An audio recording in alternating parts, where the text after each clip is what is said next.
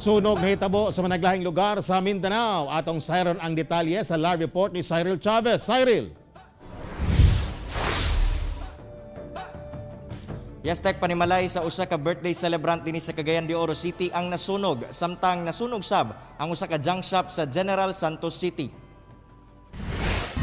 Wala damhan ni Leonie Tampos nga sa iyang birthday pa masunog ang ilahang panimalay sa Zone 6 Creekside, Barangay Bayabas sa Cagayan de Oro City Sabado tunga sa gabii. Human sa insidente, wala nay nabilin sa mga kabtangan gawas na lamang sa mga kisame ug uban pang mga bakal.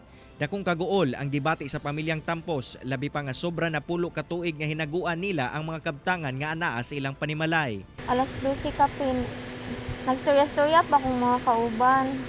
Yan na sila nadunggan nga murag kanang nagtuktok. Pero sila wani lagi assume nga kurente na dayto nga murag dagpiti-piti kay pagto nila nalay ga binuang ba nga. Kay nagstorya pa man sila hadlok-hadlok. Nagal na sa may mga mayong kan katagog nagmanginabang sa mga. Sigon sa Kauswagan Fire Station nga moabot ngadto sa sobra 150,000 pesos ang damyo sa sunog, wala pay labot ang mga kabtangan nga anaa sa sulod sa panimalay. Dako sab ang pagtuo sa kabumbiruhan nga electrical related ang tinubdan sa sunog apan padayon pa ang ilang pagberipika niini. Dako siya og contribution tungod kay ang kining usa sa mga causes of fire sa electrical related incident kining mo create siya ignition caused by kining loss in connection.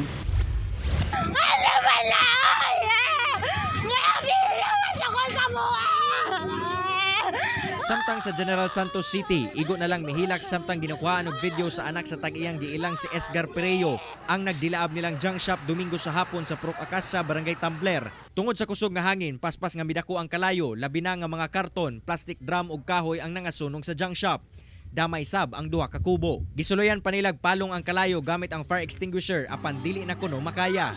Ana sa kapin usa ka milyon ang danyo sa sunog. Dito banda sa likod naghalin ang kalayo mo sa may tarimahan dito sila kuan pagkadugay-dugay paggawas na mo kasawa ko. Nagdako ng kalayo. Tek hangyo karon sa otoridad ngadto sa mga tagbalay nga kung mamahimo sutaon ang linya sa ilahang mga kuryente matag karon ug unya kini aron malikayan nga mahanaw ang pila ka tuig nga hinaguan nila tungod lamang sa sunog. Tek. Daghang salamat, Cyril Chavez.